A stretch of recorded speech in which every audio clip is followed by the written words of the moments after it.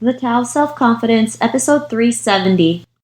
Welcome to the Tao of Self-Confidence, where I share stories of amazing women who have discovered their inner journey to self-confidence. Visit our website at thetaoofselfconfidence.com. Your inner journey to self-confidence awaits. Well, hello, friend. Welcome to the Tao of Self-Confidence, where I share stories of amazing women who discover their inner journey to self-confidence. I'm your host today, Sheena Yap Chan, and today I have a phenomenal lady on the show today. She is an IT developer and also a part-time photographer, so I'm really excited to have her on to share her story with us on self-confidence. And without further ado, I'm going to introduce you to Karen Lau. Karen, how are you today? Maybe you can fill in a little bit more about yourself to our listeners. Hi, I'm good, thank you. Yeah, I'm an IT developer full time. I've been in the job field for about 6 years. And right after college, I guess when I was getting my career started, I also got into photography. So I made time to do that and improve my skills, and now I do that part time. Awesome. Well, thanks for sharing that. And Karen, what's your cultural background? I'm Chinese. Thanks for sharing that. And what would be your favorite self-confidence quote?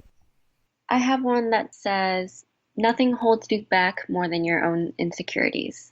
So I think it all starts with you. Confidence starts with you. And I've also read another quote where it says people don't notice you as much as you notice yourself.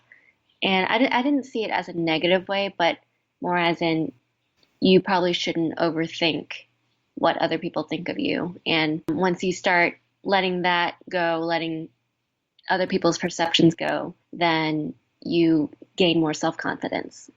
Thanks for sharing that quote. And it's so true, right? You know, we're so prone to worry about what other people think of us, but half the time they're not even thinking about us. They're more worried about their own problems. So I like that you mentioned that, and also the first quote that you mentioned, because it's true, our insecurities hold us back so much, right? I've been guilty of it. I'm sure you have too. And we just have to realize we are more than enough to go out there and do amazing things. So thanks for sharing that. And in your own words, how do you define self-confidence? I think it's having the courage to do what you want or be who you want to be without fearing judgment. So, yeah, that really ties back to, nothing holding you back more than your own insecurities. Just have the courage to pursue. I like that. And I like how you mentioned having the courage to pursue, because I think a lot of people are scared to do that, right? Just even to pursue something. You know, we have our parents who tell us to follow a certain route, and, we have society telling us, you can't do this or do that. Especially as a woman, it's it's not proper for a woman to do this, or it's not proper for a woman to do that. But, I mean, those are just people's perception, and, it doesn't mean that what they're saying is right or wrong. In the end, it's up to you to realize, what is it that you want in life, and what is it that you love to do, and how can you do that and live your life at the same time. So I really love that you mentioned that. And Karen, what was your life like before your discovery of self-confidence? Oh, I was super quiet, super shy. I'm still pretty quiet, but for other reasons. But back then, I was quiet because I was afraid if I had an opinion and I voiced it, I would be ridiculed or I wouldn't fit in. I think that's something that we all can relate to, right? Especially when it comes to raising your hand in school and saying the wrong answer. Kids laugh at you and they think you're, then you have those insecurities oh, they must think I'm dumb because I didn't know the answer. But, it's just even raising your hand up is enough courage to go out there and just have the courage and confidence to be wrong and just learn from your mistakes. And I think it's just we feel like a mistake is something that's so bad, it's the end of the world. Not realizing it could be something good to help us become the person that we are. And what was that point in your life when you realize, you can be the person that you are today, have the courage to pursue the things that you wanted? What was that aha moment? For me, it was in college. I joined a sorority. I debated really long and hard about it because there's a lot of stigma against sororities and fraternities, but it was actually a really good experience. It was like having 100 sisters telling me you can do this or you can do that, and that my interests do matter, that I'm an individual who has, the power to do something. So it was a lot of encouragement from a close community. I think that's great, especially, sometimes we feel like we're all alone, right? We feel like there's no one out there who can support us. And when we can have a great group of people who can tell us, you can do it. Even, especially when you have bad days, right? There's someone there who believes in you and tells you, get back up, keep going because you're worth it. You go out there and do the things that you love. And we're here to support you, whether you make a mistake, whether you do something great, like we have your back. And it's really important to have that, especially nowadays where we feel like we just don't know if there's anyone out there who can help us or just be as a support system. And, because of that, what's your life been like now? Now, I've done so many things that I wouldn't have if I was still insecure. I started my photography as a side business.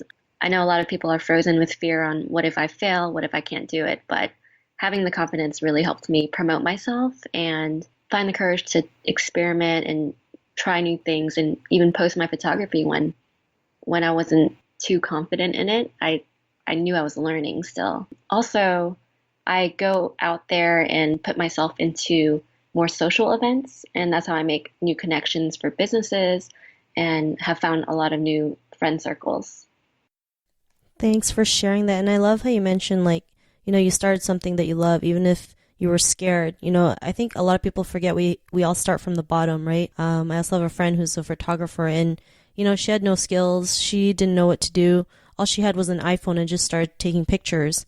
And eventually it led her to more opportunities now, taking pictures for big names in, certain industries. And it just starts with, like you mentioned, having the courage to pursue, take that action, and you keep learning and figuring things out along the way, and, things will start happening for you. So I'm really great that you did start that. And, for the woman who's listening to your episode, she may be in her own journey of self-confidence. What would be that one tip you would give to her?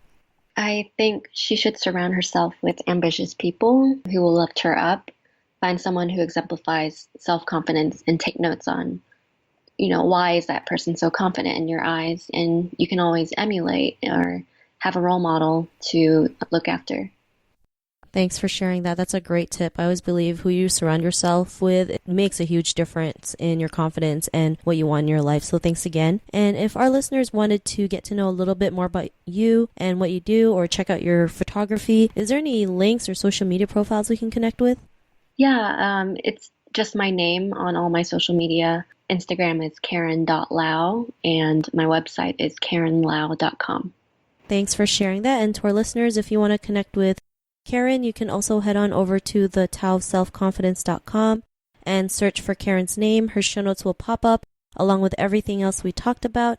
And I just really want to thank Karen for taking the time to share her story with us today on self-confidence. So thank you so much, Karen.